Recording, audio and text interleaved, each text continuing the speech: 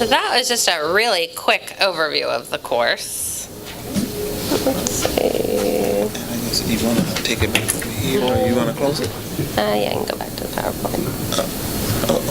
Well, I'll just close the window. That's fine. Yep.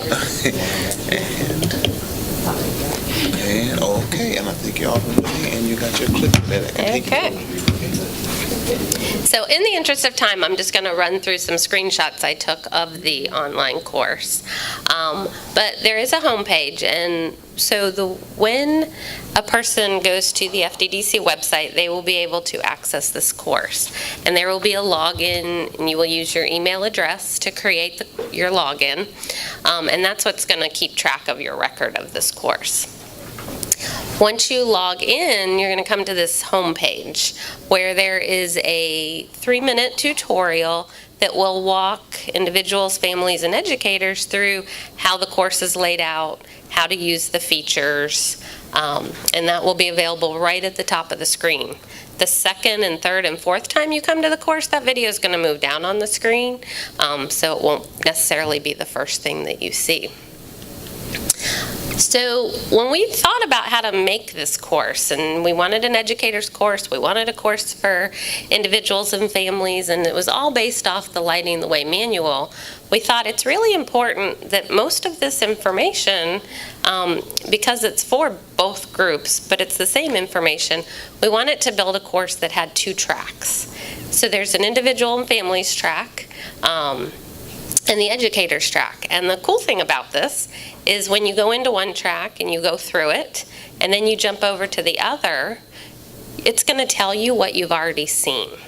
And so it's showing, you know, the pieces that the families have seen, the pieces that you've seen, and that way, as you're talking to the families and you're talking to the students in your course, you are seeing the same information they're seeing.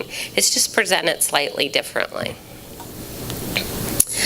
The progress indicators is a way to just help when you come in. You know, if you take it for an hour one afternoon and you come back a couple days later, what have I done? Where have I started? It's going to keep track of the pages you've seen and the sections that you've finished. And so as you start doing things, those little bars will go up. Then if you finished one course and you say, well, I want to go see what the other group, because sometimes our parents want to see what the educators are seeing, or the educators may want to see what the students are seeing. When you flip over to that other course, it's going to show you stuff you've already seen, so you can kind of know where to dive in. Within each section, there's a table of contents, and there's going to be little check marks after you've seen that page. So again, we try to have lots of tools to help you track the progress. There's a menu button, so if you want to go into section 2 or section 3, you don't have to take the course in order. You can take it however you want to take it. You can navigate the course using front and back buttons, but you can also just, if you see a topic in the table of contents that piques your interest, you can just click on that and go straight to that content. And we find that's really helpful because sometimes you might want to be sitting with your students and their families and look at a particular thing, and you can jump right to that piece and not have to think, what page was that? We also know that people like to learn lots of ways. Some people like to read, some people like to watch things, some people like to listen. So there is a listen button on every page. So for individuals who like to hear information, they can click that listen button, and we have a human person who actually reads all of the content because I can't find a computer voice that I've liked yet. So I'm very picky about that. We also, for the individual and families track of the course, the material is also available in Spanish. So at the bottom of the page, you can click English or Espanol, and they can see the information in the language that they prefer. The Lighting the Way manual, the guides that have been distributed today, they are all linked within the course. And on the educator side, we've also put in-service points information for you, so you can take the course objectives and the outline. It's all there for you so that you can submit that to be part of your master in-service plans. At the bottom of different pages throughout the course are additional resources. These could be documents, sometimes they're links to things, sometimes there's contact information, and so we try to use this so that whoever's taking the course knows, oh, this is more information for me to see. We have lots of different types of activities built into the course.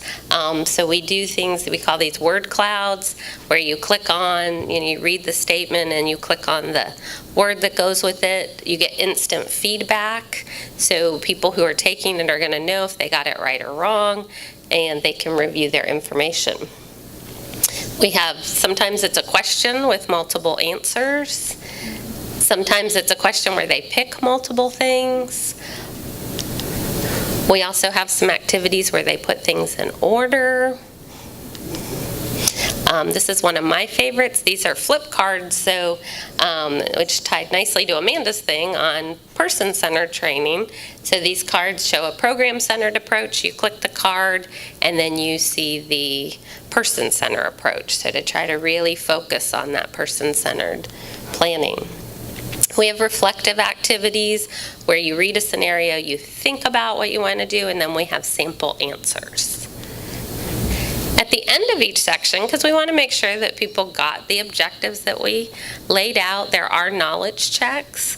So this is a short little end of section quiz, if you might. True, false, multiple choice. You answer a series of questions. Then at the end, it'll tell you how you scored. If you didn't pass it, there's a list of pages that we suggest that you review before you retake it again. It can be taken as many times as you want. And then once you do pass it, you get a congratulations. And when you finish the entire course, there is a certificate of completion. So again, you can submit that with your in-service plans. There's a separate certificate for the individual's families course, as well as the educator's course. So there's 2 certificates available at the end of it. We are also, part of the resources, we have made a Family Feud game. We've made a couple Jeopardy games that can be played. We're going to work with Amanda to get some of the things you've shared to drop in the resources for the educator's course. So we're trying to make it where this is a resource that you can really use. So, are there any questions? What do you think? Love it.